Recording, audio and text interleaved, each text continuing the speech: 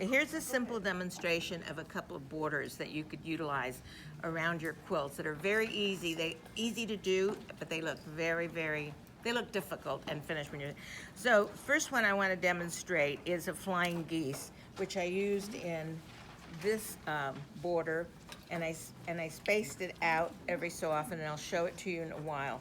But it's a very simple way of making flying geese.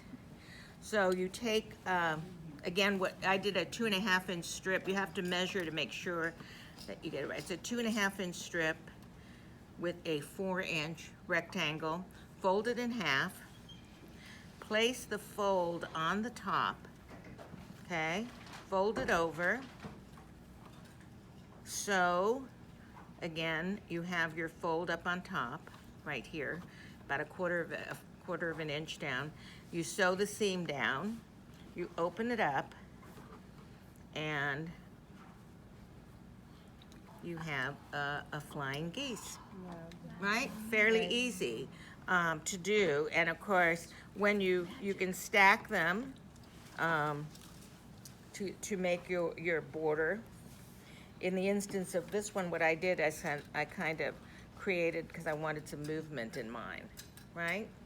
Easy to do. You can also take these and, I didn't pin it, but you can sew them under this way and make a curved design. If you can see that. So you can make a curved design if you wanted to have, because it's an open little flap, or you can sew it down with decorative stitching. But this is easy peasy, right? Flying geese, simple to do. Let me show you the next one. The next one is half square triangles. And half square triangles are, you can use so many different things in different blocks. The simplicity of it is putting 2 pieces of fabric together. That one has a selvage, which shouldn't have been there, but it's 2 pieces together. You draw the line down the middle, 1/4 inch on each side, cut them, iron them, press them, and you have your squares. Now let's see if I can organize them in a way that we will know what we're doing here. So you can do so many different things with them to make a border.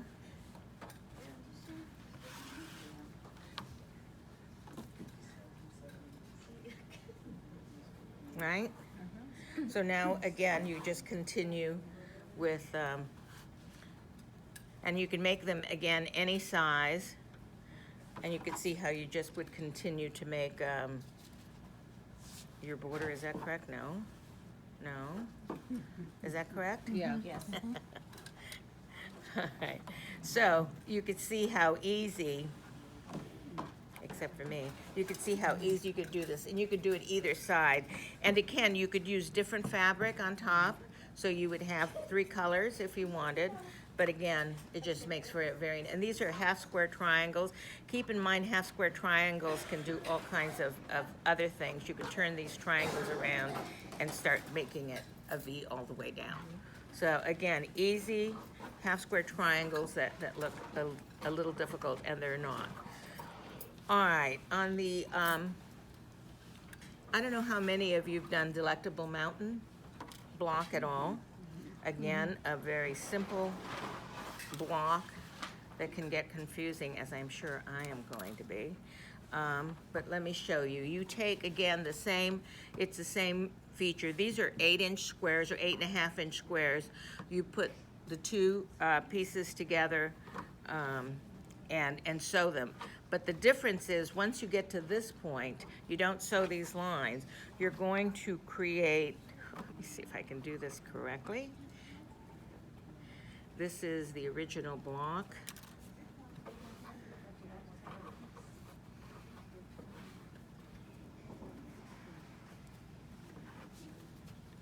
No. So this one goes where? Here?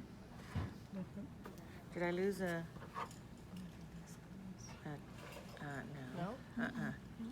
It's a diagonal, but there's a piece missing. All right. So anyway, what you're going to be doing is where you're going to place these, as we'll see here in the block, and I apologize for this. is that you're going to cut them. This is a 8.5 inch started, and it became an 8 inch block. Once I sewed the diagonal across, opened it up, pressed it, and then cut all of the pieces. I did 2 at a time with the opposite sides on the other, right? So one going one way, one going the other way. And the way you place them is that you will make what is called the Delectable Mountain block. And again, you can do it in different sizes, and it makes for a very interesting edge on any kind of quilt. You can use different colors, gradations, or other kinds of things. It also makes a very nice, depending on the width of your block. Again, you can make these all the way down. There can be smaller and different sizes. There are, on the internet, you will find a Delectable Mountain, I guess like a table, a graph that shows you, if you want it to be the finished size, this size, start with this. So this, again, it is an easy block.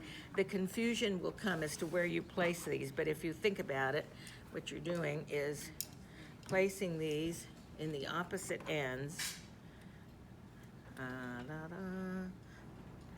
Okay, somebody help. There. So it's just a matter of where you are placing them, right? I will figure it out eventually to do the same thing. But basically, it's a very simple block to make, and then this is the top one over here. How it makes this block. But again, you can do different things with it. You can also do, let me take this off, something called a buzz saw. Can you see that? Right? So again, but you can make it smaller with different sizes. So that's a fun one. And then Sylvia is going to show one portion of a seminal quilt block that she's making for her quilt. And so that is... You want to hold this one up there? Sure. This is the block that was made by Joanna. And again, it's a seminal quilt block. And so Sylvia will share with us. Sure. So the way you do it is you cut 3 inch for the outside and 2 inch for the middle section, and then you sew them together, and then you iron to the outside, and then once you have that, you come through and cut 2 inch strips, which are these, right? And then once you have your 2 inch strips, you offset them while you sew, and you continue, and pretty soon you're going to get this, and then you're going to square them up this way.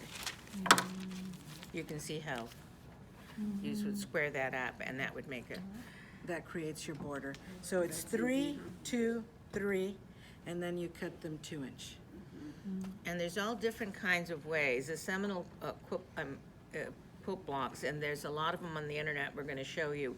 But you could you could do another smaller square in between and make a different design. So you may have all different kinds of designs. Here again, you could use one color fabric on this side and a different color here. And it would make, again, a different design. So those are some samples of some very simple borders that you could use on your quilt that are pieced borders that make it more interesting and has more movement in your quilt block. And again, it starts with a simple block. They're all on the internet, very easy to do. But hopefully, instead of just what we normally do is put our strips on the edges, and which is always interesting when you go to, but here is an opportunity to do a pieced block. So those are our samples. Very nice.